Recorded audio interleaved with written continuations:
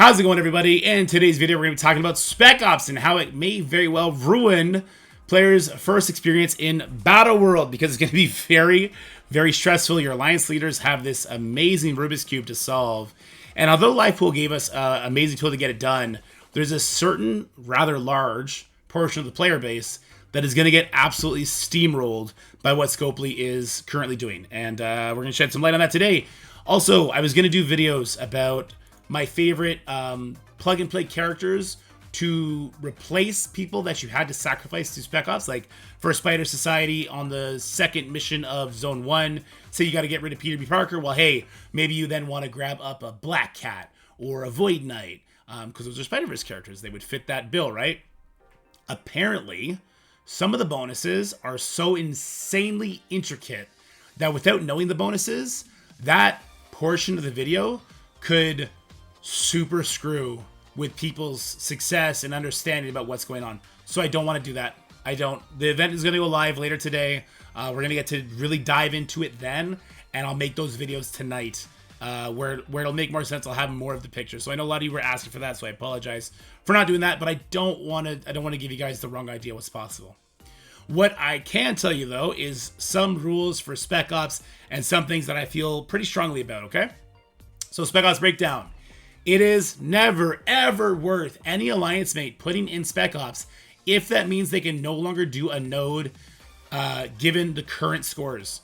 So if you look at the shaded part behind me here, the maximum score you can get for Spec Ops, about that 4,500, is like 5,000 something. It's a very low number. For one player to clear a node in the first zone, given the numbers they've shown us in streams and pictures like this, is 14,000. All right? Nearly 3 times the amount of maxing Spec Ops, which we're going to talk about. Is kind of crazy. One node for one player. That's insanity, right? So say for whatever reason, you're a newer player, you have 5 Spider Society members built up and no other Spider-Verse, like just none. Like this is kind of an out there example. But let's say like if you had to sacrifice Peter B. Parker, then you couldn't pass like the second wave of that zone.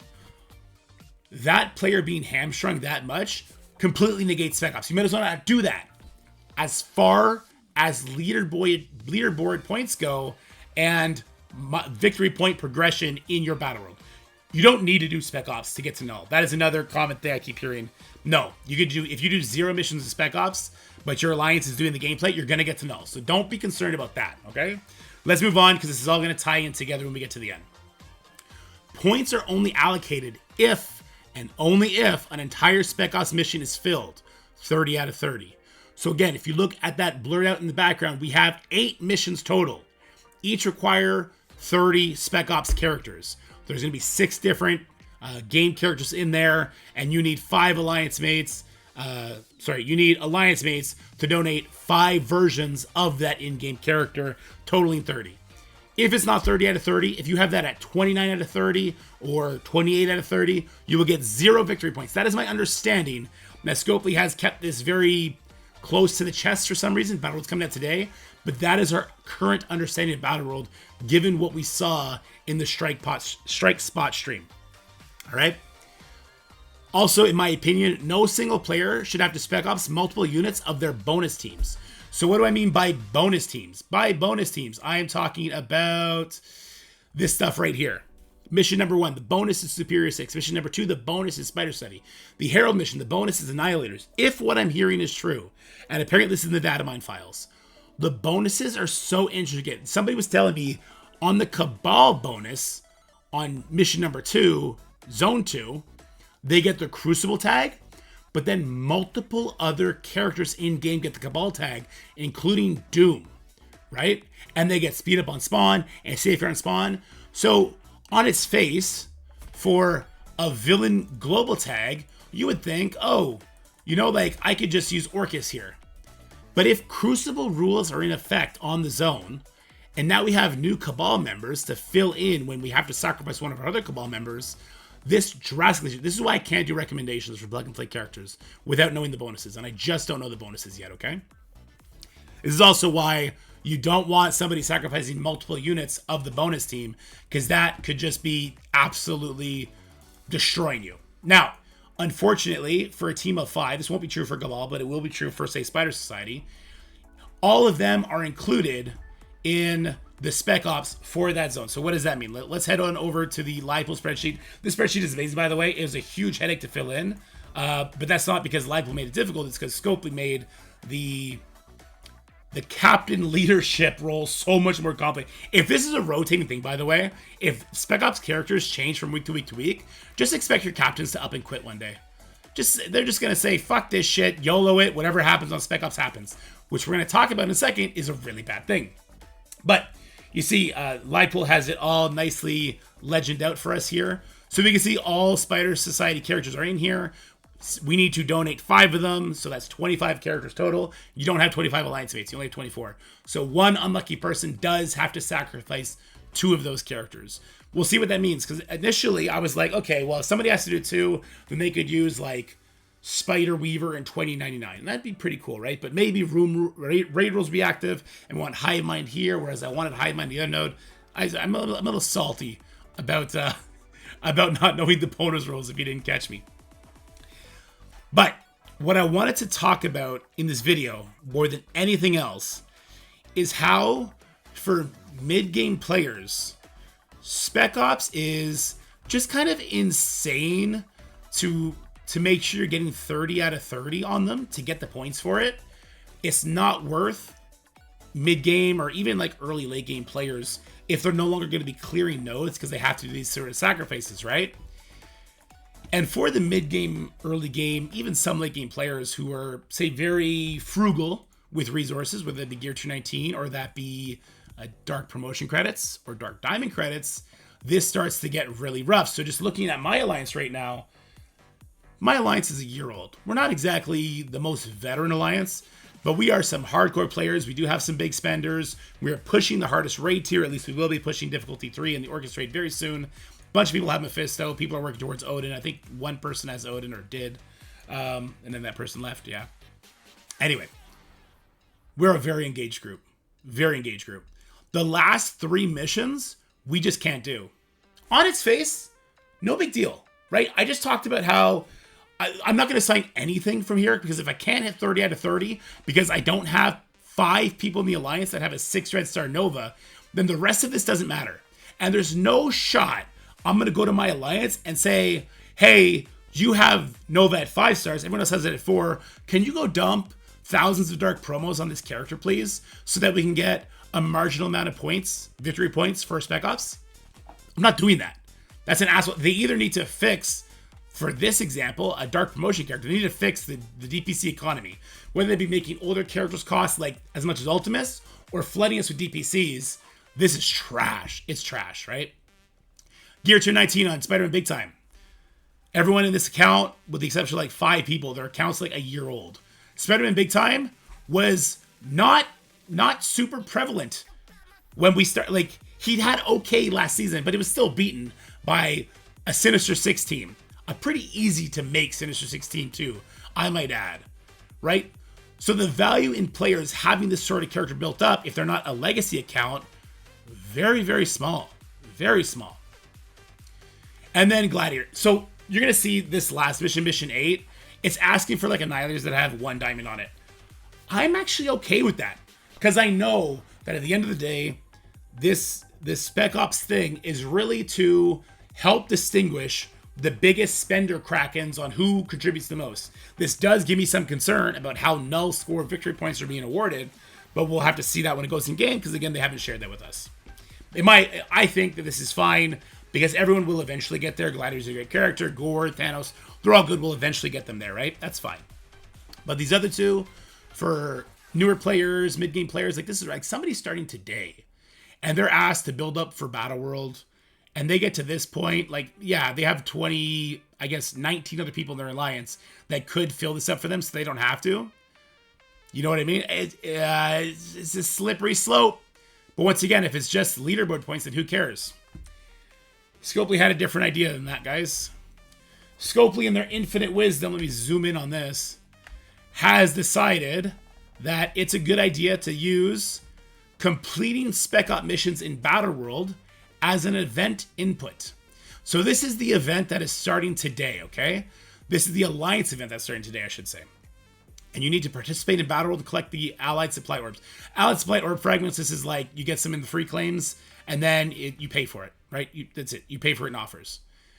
For the record, my alliance maxed out the last 3 alliance events because we had people that cored for the Night Stalker team, and we were super into raids, and we did our damn best, and we pushed and pushed and pushed.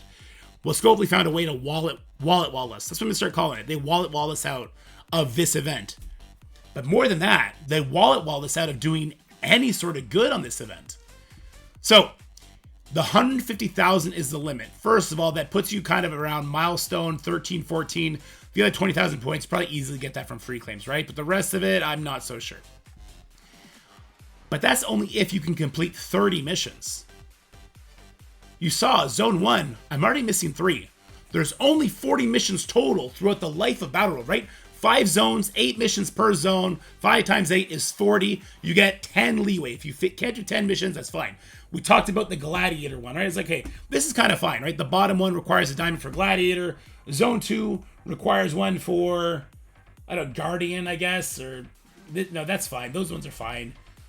Zone 3 requires Thanos Endgame.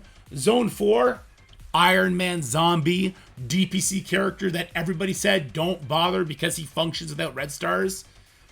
Put the DPCs on him, but hey, now also add some dark diamonds to him. Wouldn't you do that for the Spec Ops, right? That's fine though. That's the final one. Again, that's the Kraken distinguisher, right? And then I think this one has gore on it. This one doesn't have gore on it. One of them has gore. I dismissed them. So right away, 5, you're likely going to fail unless you are a super veteran established alliance. And then I start looking through my alliance. Okay, 6 Red Stars Nova, I can't do it. So now we're at 5. Big Time Spider-Man, now we're at 6. So I'm already at 6 out of my allotted 10 failed. 6 Red Stars, Zombie Man, Iron Man. 1 person in my alliance has that done. Okay, now we're at 7. You see where I'm going with this? Sasquatch 3, I could probably get 2 more people to do this. I think I could do this, so that would put us at 4. All right, so we're still just at 7. Perfect. Gear Tier 19 Nova, I think somebody just did this, so thanks for that. Again, Spider-Man Big Time, Gear Tier 17. I can get somebody to do that.